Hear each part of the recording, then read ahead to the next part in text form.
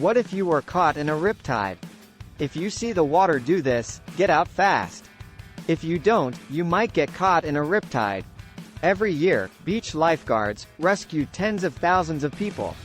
4 out of 5 times, it's from these rip currents, also called riptides. But you can avoid them.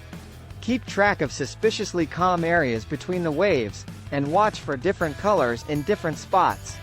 This could indicate that a riptide is churning up sand, sediment and seaweed. But wait, what are they? Rip currents are strong, narrow channels of fast-moving water flowing directly away from the shore. If you get caught in one, you'll be pulled out into the lake or ocean, further and further from shore. They could form anytime.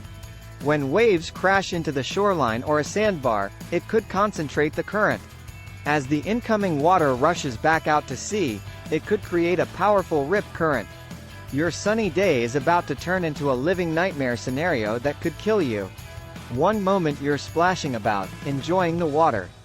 The next, you're knocked off your feet. And the water is dragging you away from the shore. If you lose your balance, the current could pull you down along the bottom. This is rare.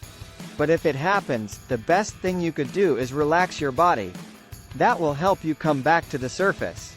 Typically, rip currents move at speeds of up to 0.6 meters per second, but some have traveled at 2.5 meters per second, 8 foot per second. And unfortunately, you're caught in a quick one. Within seconds, getting caught, you're 12 meters away from the shore. And with each second, the current will pull you further away. Your first instinct would be to begin swimming back to shore, but that would waste your time and energy. Even an Olympic swimmer would struggle to swim against a current this fast. If you aren't a strong swimmer and you keep fighting the current, you'll feel exhausted and risk drowning. And it'll be hard to breathe. The rip current would be pulling you under the surface. And then, I'm sorry to say it, but it would be game over for you. But luckily, you're watching this video. So if you do get caught in this life-threatening situation, you'll know what to do. The best thing would be to relax. Don't fight against the powerful current. Instead, swim away from it on a 90-degree angle, parallel to the shoreline. That wouldn't get you any closer to safety, would it? Surprisingly, it would. Eventually, you'd swim to a place where the current weakens and stops pulling you outward. Generally, riptides are only about 25 meters, 80 feet, in width.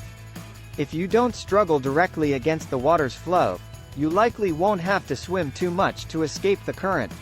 Now, you're free from the powerful moving water, so you should be able to swim back to shore. Or you could try to regain your strength by floating on your back. If you can do it, this would also be a good time to call or wave for help from a lifeguard. Once back on shore, you'd feel happy that you've cheated death. But the danger wouldn't be over just yet. Pulmonary edema within 48 hours, you could have a condition called pulmonary edema. While you were struggling in the rip current, you could have inhaled some water. It could have reached your lungs and irritated their inner linings. Then fluids may begin building up, which could make it difficult to breathe. You might start coughing, feel sluggish and have chest pain. Your body would be depriving itself of oxygen. If you weren't able to get to a hospital soon, your lack of oxygen could lead to permanent brain damage. Or worse, death. But now that you know the best method to escape a riptide, you'll be less likely to struggle against the rip current. You might even spot the riptide before you go in the water. The best tip could be to avoid the most dangerous beaches. They include Mexico's Playa Cipolite, known as the Beach of the Dead, and at Hawaii's Hanakapiai Beach, over